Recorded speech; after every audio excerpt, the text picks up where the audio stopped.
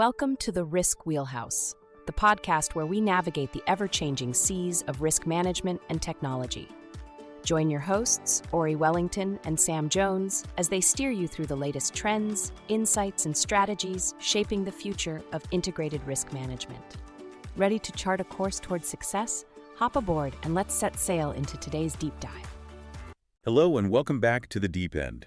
You are listening to another edition of The Deep Dive, broadcasting from the Risk Wheelhouse. You're in the right place. I'm your host, Ori Wellington, and today we're doing something a little different. Usually we look at a specific event, a breach, a new regulation, something that's already happened. We're usually reactive. Exactly. Yeah. But today we are looking at the map itself. We're looking at the blueprint of the building we're all standing in, and we're asking a very uncomfortable question. Is the foundation cracking? Oh, it's not just cracking. I think it's shifting. And it turns out the Mac we've all been using is, well, it's about 10 years out of date.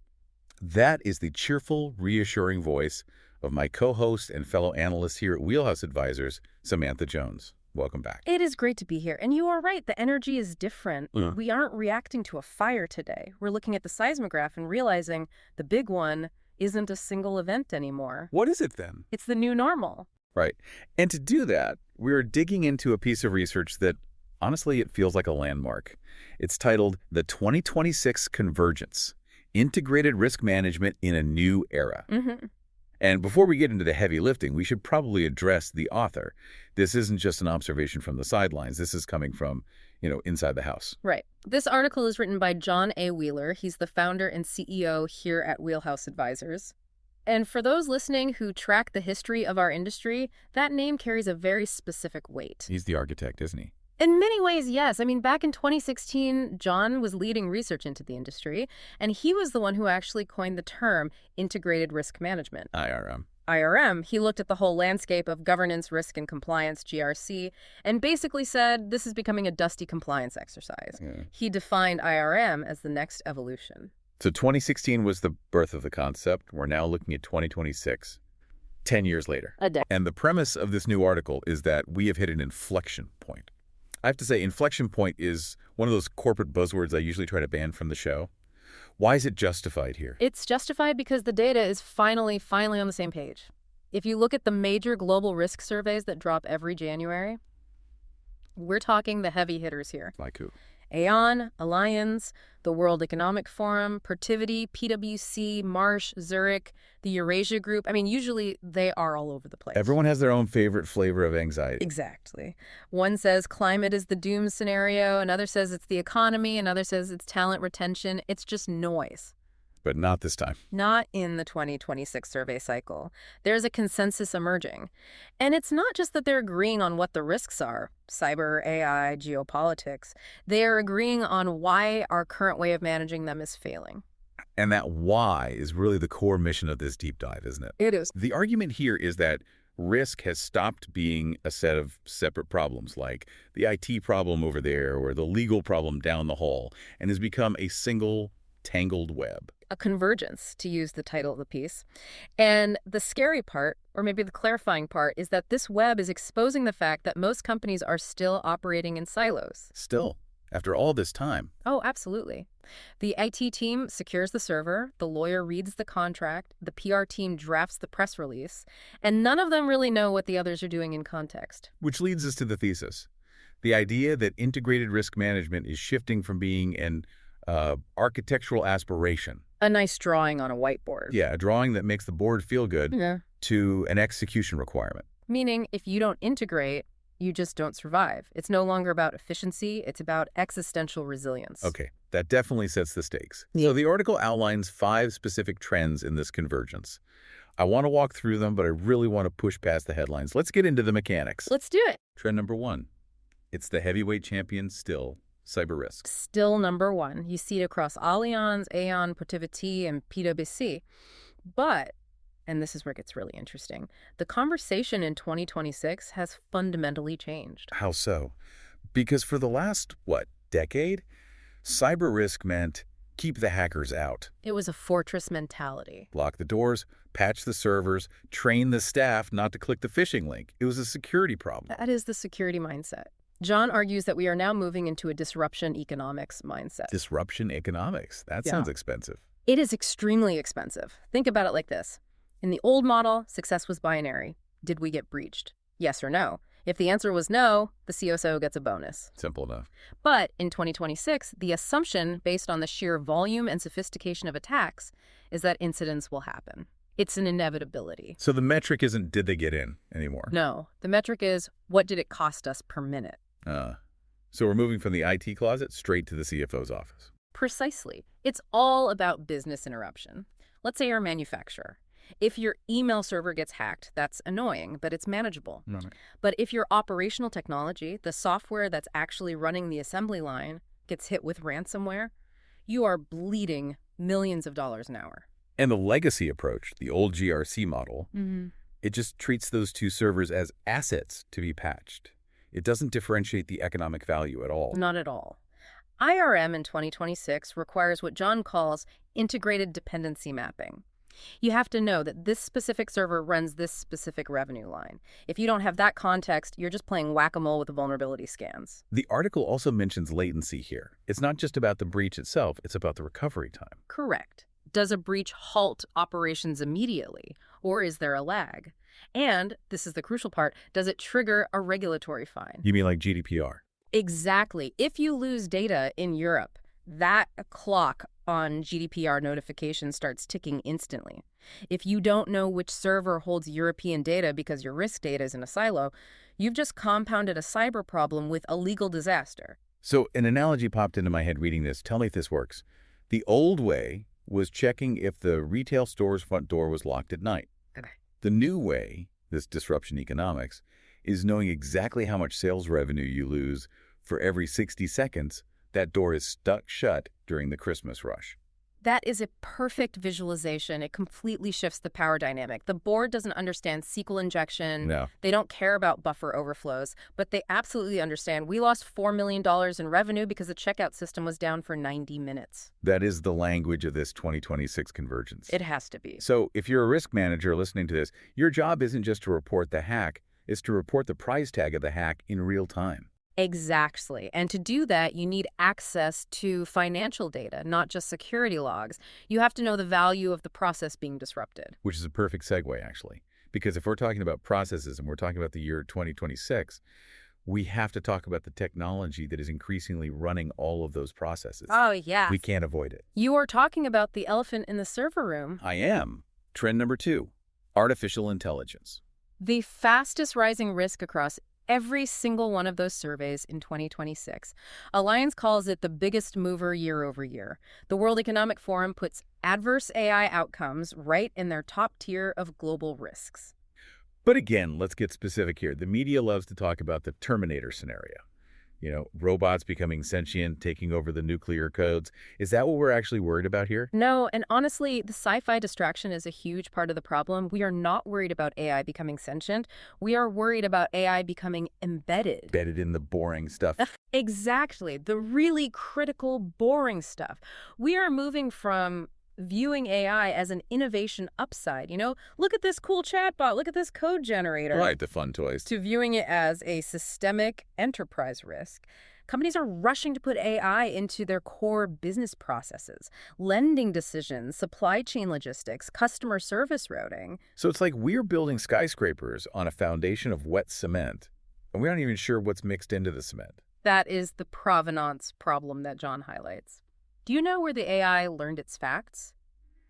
If you're using a generative model to summarize legal contracts and that model was trained on bad data or worse, copyrighted data you don't have the rights to, you have just created a massive silent liability. And then there's model drift. This is a new term for me, but it sounds absolutely terrifying. It's critical. Think about standard software. If I install a word processor from 2000 and it works the same way today as it did back then, the code is static. Right. AI is different. It evolves. It learns. It can degrade. It changes its mind. It changes its patterns based on the new data it ingests. So an AI model that effectively screens job applicants in January might start developing a subtle bias against certain demographics by June just because of the data it's processing. It drifts away from the original baseline. Wow. So if you just set it and forget it, You could be breaking discrimination laws 6 months from now without even knowing it. Exactly. And this brings us right to the IRM implication. I hear this from clients all the time. Can't we just write a policy for this? Let's just have an acceptable use of AI PDF, have everyone sign it, and call it a day. The classic cover your assets move. The CYA move. I told them not to do the bad thing, so it's not my fault if they do. And what does the research say about that? It says that is dead on arrival. Policy artifacts are not enough. You cannot govern a dynamic algorithm with a static document. You need continuous automated testing. You need to be able to audit the AI's decision-making in real time. So you basically need a machine to watch the machine. In essence, yes.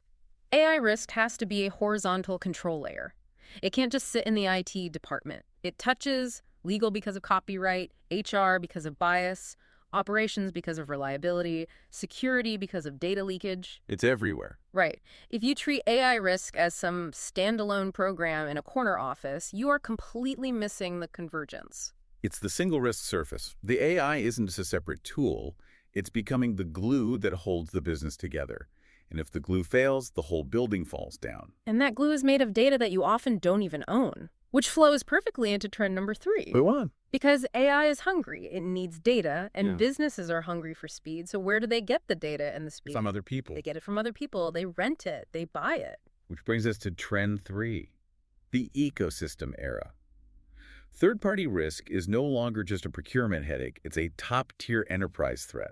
I really resonated with the language John used here. The idea that organizations are no longer enterprises surrounded by castle walls. They are ecosystems. It's a biological metaphor, and it really fits. Protiviti and Allianz are both emphasizing this. You're an organism living in an environment. If your cloud provider gets sick, you get sick. If your payroll processor gets hacked, your employees don't get paid. Exactly. But we've known about vendors for decades. Why is this a 2026 convergence issue? What has actually changed? Is it the depth of the dependency? That's a huge part of it. It's the depth and the criticality. In the past, a vendor might supply you with paper clips or cleaning services, annoying if they fail, but not catastrophic. Right. Today, your vendors are holding your customer database, running your website, and processing your payments. You have outsourced your brain and your nervous system. And yet the way we assess them hasn't really changed much, has it? We are still treating them like the paperclip guy. That is the failure mode. Yeah. We are still relying on the 400-question spreadsheet. You know the drill. Oh, I know it well. You send a vendor a questionnaire in January asking, "Are you secure?" They check yes. You file it away, done for the year. And then in March, they change their server configuration, open a massive vulnerability, and you have absolutely no idea. You're flying blind for 10 months. That snapshot-in-time assessment is completely archaic. It just doesn't work for real-time dependencies. But the bigger issue John identifies is the Tower of Babel problem inside the company itself. The taxonomy issue. Exactly. Procurement cares about price and speed. Security cares about firewalls and encryption. Legal cares about liability and indemnity. Audit cares about compliance. They're all looking at the same vendor. But they are speaking different languages and using completely different data sets. Are you ready to see risk management in action? At Wheelhouse Advisors, we've launched a new YouTube channel dedicated to integrated risk management. You'll find quick explainers, insights from our IRM Navigator research reports, highlights from the Risk Journal, and conversations from the Risk Wheelhouse podcast. We're covering the topics that matter most to executives and risk leaders, from AI governance and cyber insurance to operational resilience and regulatory change. Every video is designed to help you anticipate risks, adapt with confidence, and build resilience in a digital-first world. In our first video, we explain how ISO 42001, the EU AI Act, and the NIST AI Risk Management Framework can work together as a unified playbook for AI risk. Subscribe today at youtube.com/@wheelhouseadv and get the latest insights delivered directly to you. That's youtube.com/@wheelhouseadv. Subscribe now and stay ahead of the risks that matter most. So the nightmare scenario is procurement renews the contract because the price is good. completely unaware that security just flagged a critical vulnerability in that exact vendor's software. It happens all the time. The left hand is shaking the vendor's hand while the right hand is holding a warning sign that nobody sees. So what's the IRM solution here? It's about unifying taxonomies. You need a shared dictionary so everyone is on the same page, and you need unified evidence. Meaning, if security finds a flaw, that has to trigger a red light on the procurement dashboard immediately. Before the check is signed, not after. It seems so obvious when you say it out loud. It does, but it requires a level of integration that most companies just don't have. It requires breaking down the political walls between departments. Yeah. That's why it's so hard. It's culture as much as it is code. Okay, let's recap the stack we've built so far. We have cyber disrupting our economics. We have AI embedding itself in our core processes and occasionally drifting off course. Great. And we have a sprawling ecosystem of vendors we barely control. A precarious stack. Very. Now let's zoom out, way, way out, to the map of the world itself. Trend number 4, geopolitics as the baseline. This is the heavy one. The World Economic Forum, the Eurasia Group, PwCC, they all cite geopolitical volatility as a dominant force. But again, let's look for the shift. Wars and trade disputes are not new. No, humans have been doing that forever. So what is the 2026 angle on this? The shift is from periodic shock to structural condition. Unpack that for me. What is the real difference between a shock and a condition? Well, traditionally, businesses treated a war or a trade sanction like a hurricane. It's a storm, it hits, you batten down the hatches, it passes, and then you rebuild. It's an event, something you survive. Exactly. And now it's the climate. It's not a storm. It's the fact that it just rains every single day. Trade restrictions, regulatory divergence between the U.S., EU, and China, state-sponsored cyber campaigns. These are permanent features of the operating environment. So you can't just wait it out anymore. You can't say, oh, we'll just wait for things to calm down. Because they won't calm down. Volatility is the baseline. That means the old tool, the annual scenario exercise, is basically useless. Oh, I know this one. The executive retreat, where everyone goes to a nice hotel, drinks good wine, pretends China invaded Taiwan for 4 hours. Looks at some scary charts. And then goes to dinner feeling very strategic. Precisely. It's academic. It's role-playing. It's a fun intellectual exercise, but it rarely changes what happens in operations on Monday morning. John argues we need decision-grade scenarios. Decision grade. That implies money is on the table. It means your scenario planning has to be wired directly into your live business data. Let's create a scenario. Imagine the U.S. government announces a new sanction on semiconductor exports to a specific region on a Tuesday morning. Okay, Tuesday morning, the news breaks. The old way, you might discuss it in a meeting on Friday. The new way, you need to know by Tuesday afternoon. Which of our vendors are in that region? Which of our products rely on those specific chips? What is the immediate revenue impact? And do we need to trigger a capital reserve right now? You can't wait for the annual retreat to figure that out. You might not even have until Wednesday. Speed is the only real defense against volatility. You have to connect the geopolitical headline to the supply chain node instantly. That is what a true IRM platform does. It connects the macro threat to the micro dependency. It connects the CNN headline to the server rack. And to the bank account. Which brings us to the final trend. Trend number 5. And honestly, after talking about cyber warfare and global conflict, this one might feel a bit soft. It might seem that way at first. But the source material argues it might be the deadliest of them all. We are talking about trust and reputation. The erosion of trust. The WEF lists misinformation and disinformation as a top-tier risk. Marsh and Zurich are talking about it constantly. And it's so easy to dismiss this as just a PR problem. Oh, people are saying mean things about us on social media. Right. But John takes a very specific, very hard-nosed angle here. He says reputation is no longer an abstract brand concern. It is a managed outcome. Explain that. How do you manage trust? Like you manage a server or a budget. By realizing that trust is the direct result of your operational signals. Operational signals. What does that mean? Think about the say-do gap. If your CEO goes on CNBC and says, we value customer privacy above all else, but your operational data shows you haven't patched a critical vulnerability in your customer database in 6 months, that gap is where reputation goes to die. And in 2026, the truth always comes out, leaks happen, whistleblowers happen, regulators dig deep. Exactly. In this era of pervasive misinformation where anyone can say anything about you, your only real defense is radical evidence-based transparency. If you have a cyber incident, do you hide it? Or do you have the integrated data to explain exactly what happened, what was lost, and how you fixed it within hours? So trust isn't about the logo or the Super Bowl commercial anymore. Trust is, do your systems actually work, and do you tell the truth when they don't? Precisely. The insight here is trust is an outcome of integrated risk execution. You cannot have a good reputation with bad risk management.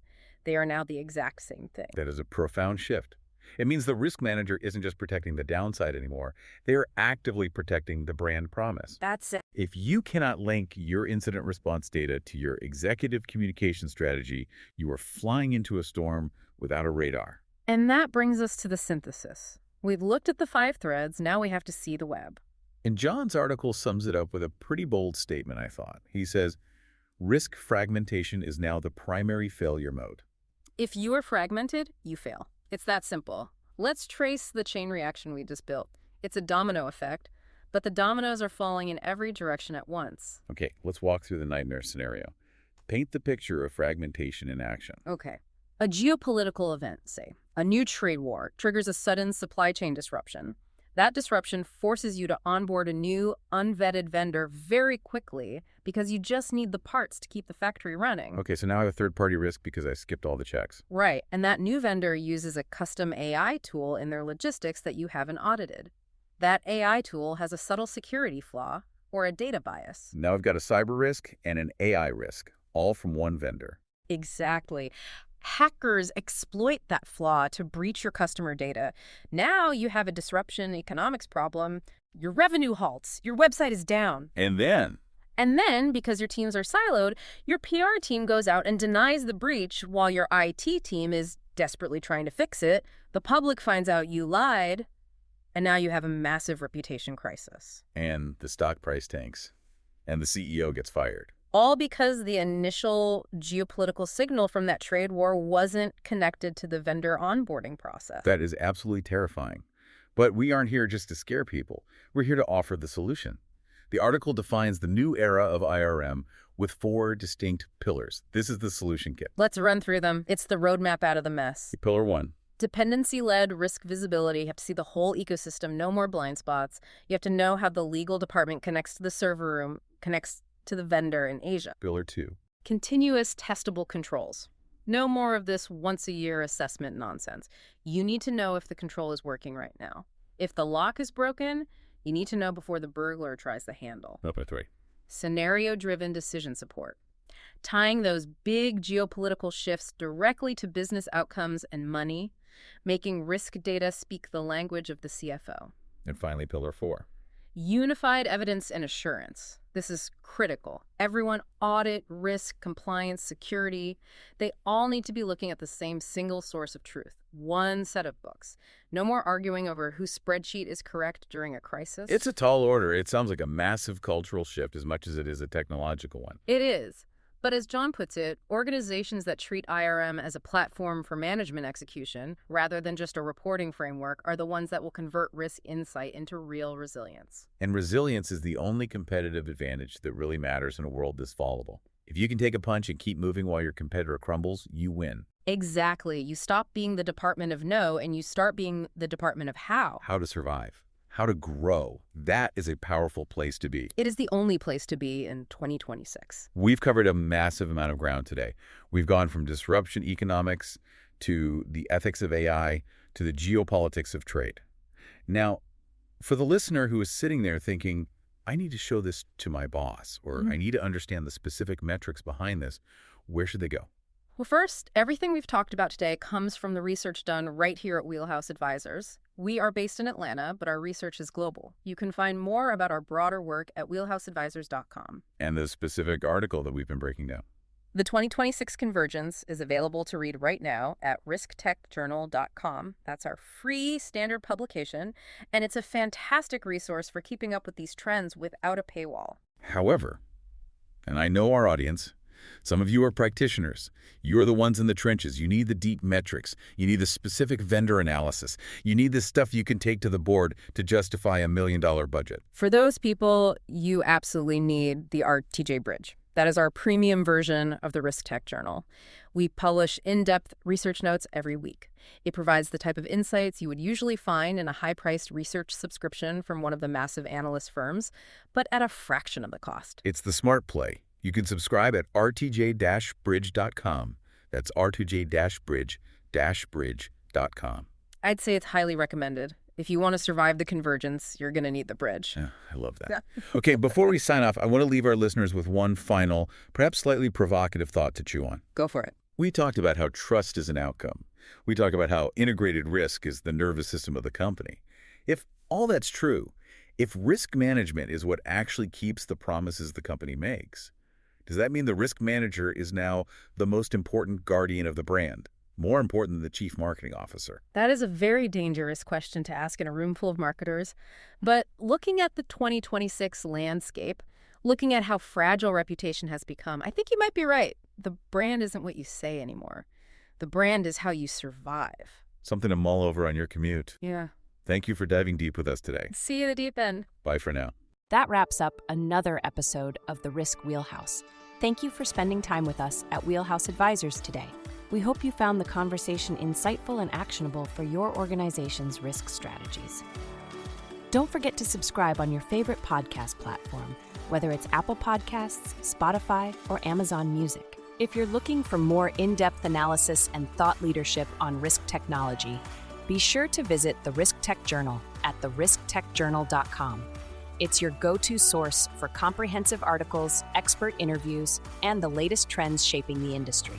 Subscribe today to stay informed. For any inquiries or feedback, please contact us directly at info@wheelhouseadvisors.com or feel free to connect with us on LinkedIn and x.com and share your thoughts or suggestions for future topics. Visit wheelhouseadvisors.com for more information and resources. Thanks again for joining us. Until next time, navigate wisely.